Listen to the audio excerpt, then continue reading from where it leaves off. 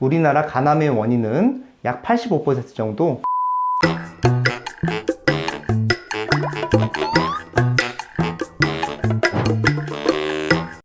안녕하세요. 볼수록 건강해지는 닥터 이걸TV 내과의사 오인수입니다.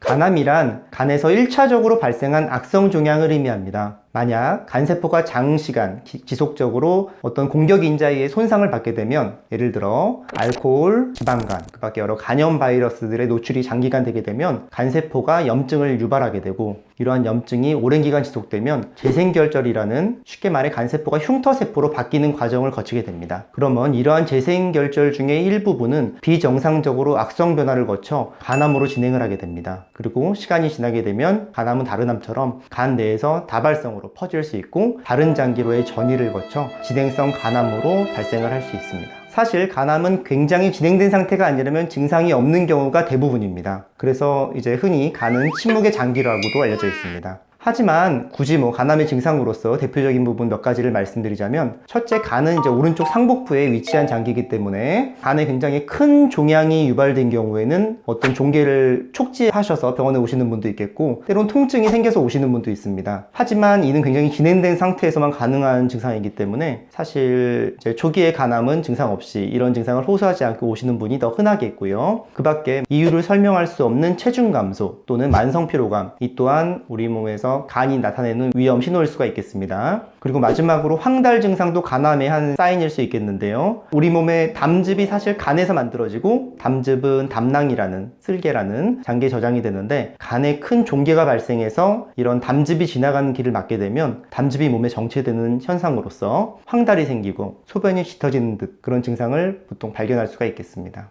침묵의 살인자라고도 불리는 간암은 말씀드린 대로 질병의 초반에는 거의 증상을 보이지 않습니다. 또한 증상이 있다 하더라도 다른 간질환과 증상이 구별되지 않는 경우가 상당히 많고, 증상이 뚜렷해지면 이미 상당히 진행된 상태가 많습니다. 그래서 다음에 해당되시는 분들은 꼭 주기적으로 간에 대한 검사를 받는 것이 권장됩니다. 30세 이상의 B형, C형 간염 환자 또는 건강보균자, 또는 이미 간경변을 진단받으신 분, 또는 간염 또는 간암의 가족력이 있는 환자분, 그리고 과체중으로 인한 지방간이 있는 환자, 또는 일반적인 사람 이상으로 좀 음주를 자주 하시는 분들은 다른 사람에 비해 평상시에 적어도 1년에 2번 정도는 간에 대해서 자주 검진을 받는 것을 권장합니다.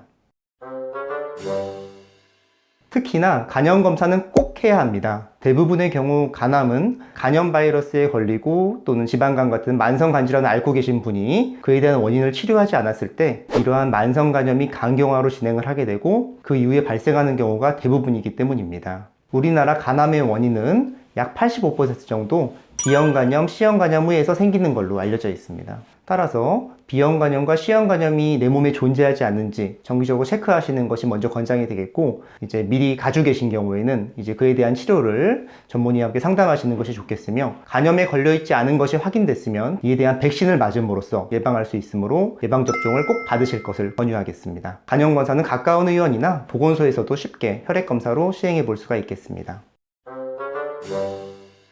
상식적으로 잘 알고 계시겠지만 당연히 알코올은 간에 위험인자로서 작용을 하게 됩니다. 따라서 간이 회복될 기간을 주지 않는 정도의 잦은 그리고 과도한 음주는 간에 간염을 유발해서 간경화 간암으로 진행이 될 수 있겠고요. 술을 안 드시는데 지방간이 있다고 오시는 분 상당히 많습니다. 사실 술에 의한 지방간보다 비만에 의해서, 과체중에서 발생하는 지방간이 훨씬 더 많은 것으로 알려져 있습니다. 이러한 지방간 또한 치료하지 않고 지속됐을 때는 간경화, 간암으로 진행될 수 있는데, 이러한 부분을 사실 잘 모르시는 분이 굉장히 많은 것 같습니다. 따라서 비만에 의해서 지방간이 진단이 되신 분은 비만을, 과체중을 치료하시는 부분이 지방간을 이제 치료하는 과정이라 생각하시면 되겠습니다. 따라서 건전한 식습관과 정기적인 운동을 함으로 지방간을 치료할 수가 있겠습니다. 볼수록 건강해지는 닥터 이걸TV 영상이 유익하셨다면 구독과 좋아요, 알람 설정까지 부탁드립니다. 감사합니다.